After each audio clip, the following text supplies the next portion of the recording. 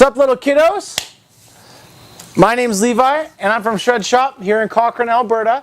We also have one in Drumheller, and since you're too young to have a vehicle, you can ride your bike and or walk between the two shops. Today we are going to learn how to grip a skateboard. We're going to use some grip tape and put it on top. It's a sandpaper for your toes. So first thing you're going to do is you're going to make sure you have all your supplies. You need some grip tape. It can come in a few different ways. Some people get it in a roll or whatever, a sheet. Graphics, you got it all. You're going to need your skateboard deck. You're going to need a knife. So again, if you're too young to handle a knife, ask for your parents and or friends, uncles, or Barney's help. And you're going to need a file. Here, if you don't have a file, you can use the edge of a screwdriver, a curb. Just don't use anything like the palm of your hands or your stomach. That will hurt. So first, you're going to unbox it, unwrap it. Not that fast, you might cut the palm of your hand.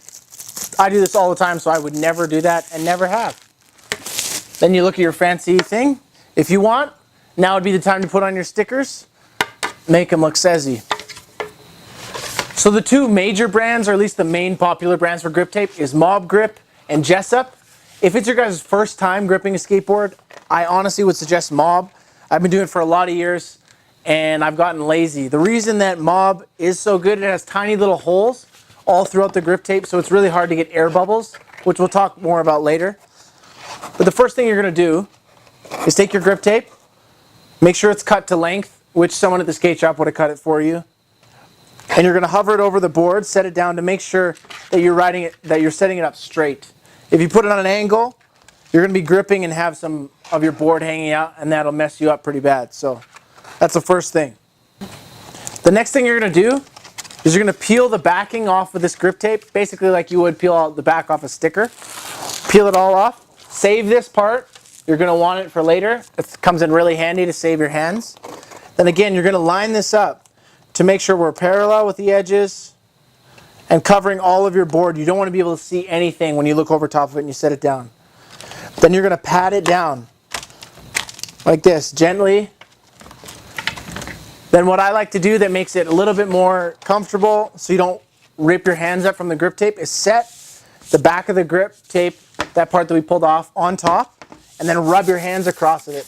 Basically the reason you're doing this is to get out all air bubbles, so you don't have any air bubbles in your grip tape or creases.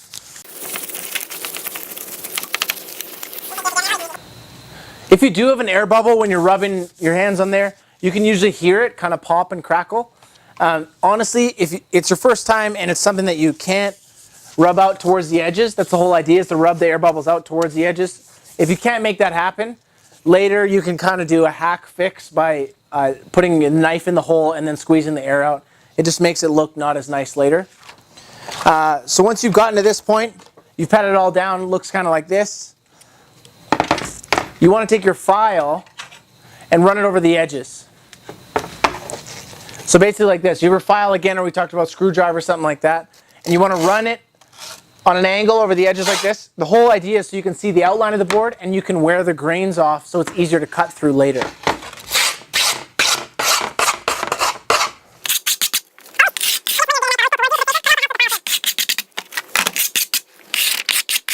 Don't be bummed if you don't get it perfect the first time, but it's going to look something like this, where you can see the outline of the board.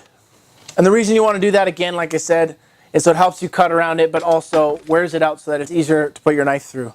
A little trick that I like that you might not see other people do, but someone taught me this, is to split it into sections. I find it easier rather than pulling off the entire outer edge. And the way that you do that is splitting it into 4 sections. You have this edge, your nose, and your tail. And it looks like this. Here, I'll make a cut and I'll show you here.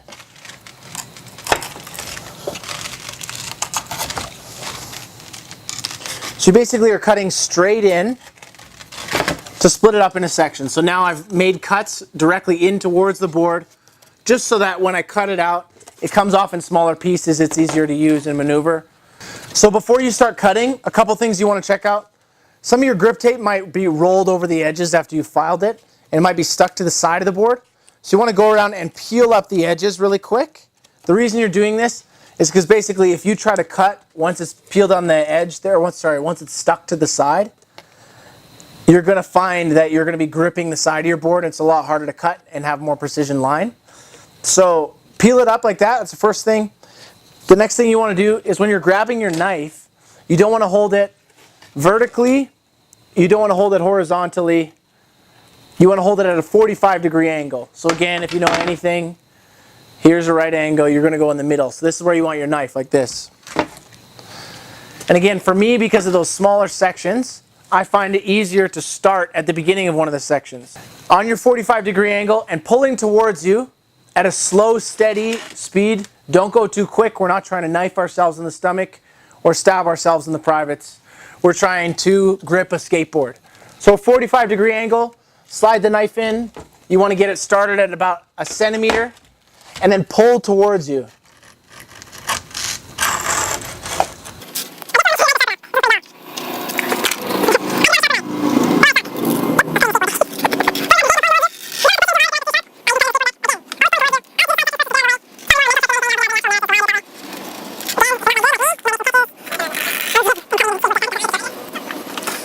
I find it a little bit harder on the nose and tail because you kind of have to bear hug it or grab it.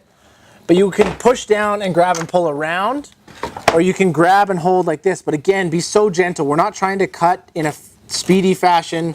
We're not in a hurry. You're not trying to hurt yourself. You're trying to do it in a fluid motion towards you to make a nice clean cut. All right, once you've made your cuts, the edges are all clean.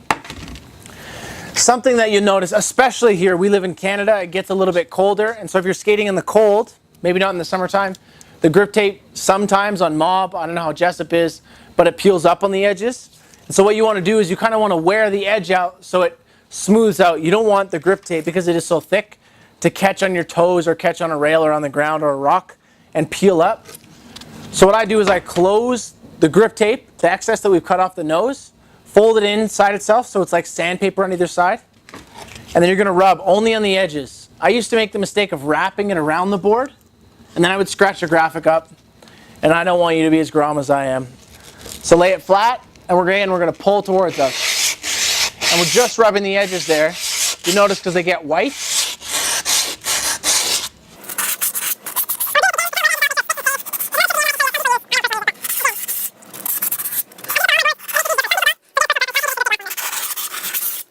Some people at the end of their grip job will take the same sandpaper and they'll rub over the entire grip like it would. I'm not going to do it because we want to skate this after and I don't like that. But you'll sand like this, kind of the same way that you sanded the edges, but the idea is to wear off some of the grain to make it smoother. It's nicer to your shoes, but it's also less grippy. If you watch any of my footage, you know clearly that I can't kickflip and I don't do flip tricks. So I don't need less grippy for flick. I need something to hold to my feet while I do grinds. After you're done gripping the board and you want to put your trucks on, to help you find the holes to put your hardware in, you're going to take an Allen key and basically pop through from the bottom. I only ever pop through halfway so I can see where it is, because you're not trying to press the grip tape off the board. You just want to make a mark. So now I can see these 4 dots I made, and then I'm going to push through from the top, just so it makes it easy for me to put trucks on after. Make sure you know what kind of grip tape you want to. Ask the guy at the shop. If you're here at Shredz shop, you can ask one of the people behind the desk. There's a few different kinds as far as grippiness and everything. Whatever you do, if you're going to a place that isn't a local skate shop, do not buy longboard grip tape for a skateboard. It is very different and it will tear your shoes to shreds. I like Mob, it's a bit grippier, but they also make a softer Mob that is more like Jessup. Jessup is always softer and it's a little bit more slippery. But again, if you're cool like me and you don't do flip tricks, then you don't need Jessup or the softness. Guys, my name is Levi Switzer and I'm from Shredz shop. Thank you so much for watching. This is one of the most important skills you'll ever learn, and you will father your children with it, you will win girls with it, and hopefully you will teach your woman how to do it for you, or guy, so that you don't have to do it and you just have a great family. I still do it. I once saw Steve Graham from our team. You can check him out on the Shredz page. I once saw him grip a board on a curb. He literally just grinded. Oh my gosh, I hit my finger.